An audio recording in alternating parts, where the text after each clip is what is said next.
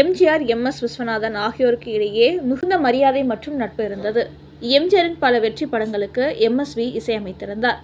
உலகம் சுற்றும் வாலிபன், ரிக்ஷாக்காரன், நேற்று இன்று நாளை போன்ற படங்களின் வெற்றியில் எம்.எஸ்.வி.யின் இசை பெரும் பங்கு வகித்தது. எம்.எஸ். விஸ்வநாதன் பாடல்கள் இன்றளவும் பட்டி தொட்டி எங்கும் பேசப்பட்டு வருகிறது.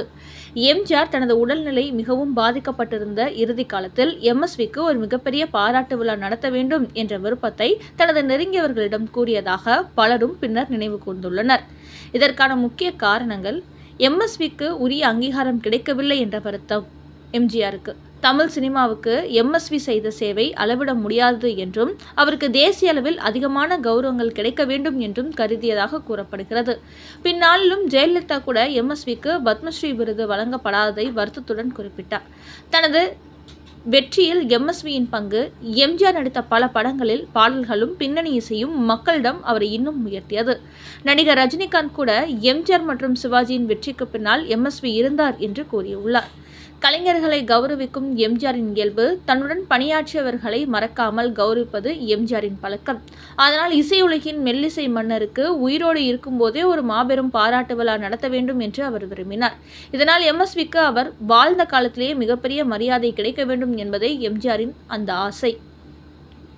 எம்ஜிஆர் இறப்பதற்கு 4 மாதத்திற்கு முன்பாக ஜே.பி.ஆரிடம் சொல்லி எம்.எஸ். விஸ்வநாதனை பார்க்க வேண்டும் என்று சொன்னார் எம்ஜிஆர். எம்.எஸ். விஸ்வநாதன் அப்பொழுது வாகினியில் ரீரெக்கார்டிங் செய்து கொண்டிருந்தார். ஜே.பி.ஆர் வந்தவுடன் தலைவர் உங்களை பார்க்க வேண்டும் என்று சொன்னார், உங்களுக்கு பெரிய பாராட்டு விழா நடத்த வேண்டும் என்று சொன்னார் என்று எம்.எஸ்.வி.யிடம் சொன்னார். உடனே எம்.எஸ்.வி. பாராட்டு விழா நடத்துகிற அளவுக்கு நான் என்ன பண்ணிட்டேன், அதெல்லாம் வேண்டாம் என்று எம்ஜிஆர் கிட்ட தயவு செய்து சொல்லிடுங்கள் என்று மறுத்து சொல்லி அனுப்பிவிட்டார். கொஞ்ச நேரம் கழித்து எம்ஜிஆர் கிட்ட இருந்து போன் வந்தது. எம்.எஸ்.வி. மறுத்ததை எம்ஜிஆரால் ஒப்புக்கொள்ள முடியவில்லை. உடனே புறப்பட்டு வர சொன்னார்.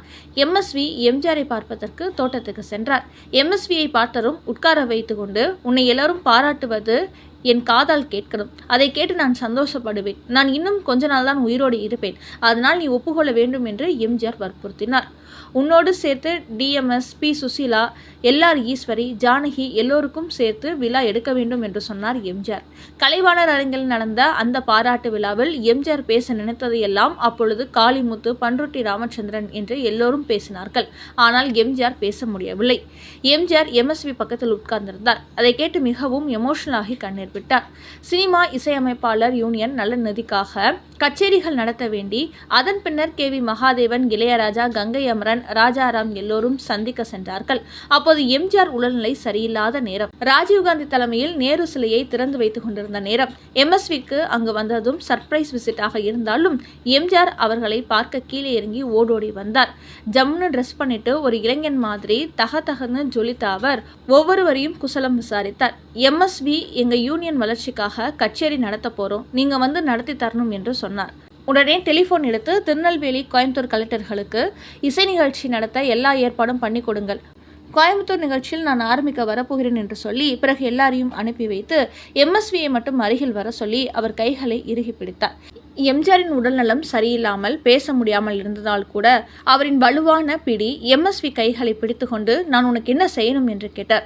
அதற்கு எம்.எஸ். விஸ்வநாதன், நீங்க எனக்கு ஒன்றும் செய்ய வேண்டாம், உங்களுடைய அன்பு மட்டுமே எப்போதும் இருந்தால் போதும் என்று சொல்லிக்கொண்டு விடைபெற்று கொண்டு சென்றார். பிறகு கோயம்புத்தூரில் நடக்கும் இந்த இசை நிகழ்ச்சியில் எம்ஜிஆர் கையால் முதல் டிக்கெட்டை பெறுவதாக ஏற்பாடு. ஆனால் அந்த துரதிர்ஷ்டம் எம்ஜிஆருக்கு இல்லை. அதே போல எம்.எஸ்.வி. குரு எம்.எஸ். சுப்பையா நாயுடு விழா எடுக்க கமிட்டி போட்டு வேலைகள் துவங்கியாச்சு. எம்ஜிஆர், சிவாஜி 2 பேருக்கும் விழாவுக்கு வர சம்மதம் வாங்கியாச்சு. நண்பர் ஷோ கிட்ட ரொம்ப பிரியம் உள்ளவர் சுப்பையா நிகழ்ச்சியை தொகுத்து வழங்க கேட்டுக்கொண்டார் எம்.எஸ். விஸ்வநாதன். எல்லோருடைய பேரையும் போட்டு போஸ்டர் அடிச்சாச்சு. போஸ்டர் எம்ஜிஆர் கிட்ட காட்டி விடலாம் என்று பெங்களூர் சென்றார் எம்.எஸ். விஸ்வநாதன். அங்கே மதுரை மீட்ட சுந்தரபாண்டியன் படப்பிடிப்பு நடந்து கொண்டிருந்தது. எம்ஜிஆர் கிட்ட கேட்காம ஷோ பேரை போட்டிருக்க போஸ்டரை திடீரென்று கொண்டு போய் காட்டினார்.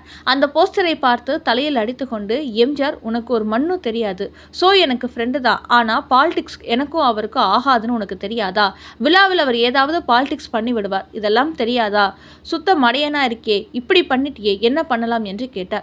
எம்.எஸ்.வி. சொன்னார், நான் வேணா போய் ஷோ கிட்ட அந்த விழாவுக்கே வராதே என்று சொல்லிவிடுகிறேன் என்று சொன்னார். நான் சொன்னா அவர் கேட்பார் என்று சொன்னார். இதை கேட்டதும் திரும்பி, எம்ஜிஆர், இன்னும் பெரிய தப்பு பண்ற, நீ ஒன்றும் கண்டுக்காத, ஷோ வரபடி வரட்டும், நான் பார்த்துக்கிறேன் என்று சொல்லிவிட்டார்.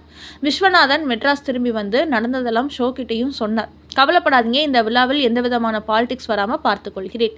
எம்ஜிஆருக்கு தகுந்த மாதிரி பேசி உறுதுணையாக இருப்பேன் என்று சொன்னதோடு விழாவை சிறப்பாக நடத்தி கொடுத்தார். இப்படி யார் யாருக்கு எப்படி அட்ஜஸ்ட் பண்ணணுமோ அது எம்ஜிஆர் கரெக்டாக செய்வார். ஒரு கலைஞரை எப்படி உற்சாகப்படுத்தணுமோ அப்படி உற்சாகமாக்கி தட்டி கொடுப்பார். வேண்டிய இடத்தில் தட்டி கொடுத்து மட்டம் தட்டும் இடத்தில் மட்டம் தட்டி எந்த இடத்துல கண்டிக்கணுமோ அதை கண்டிக்கிற விஷயம் அவருக்கு தான் தெரியும்.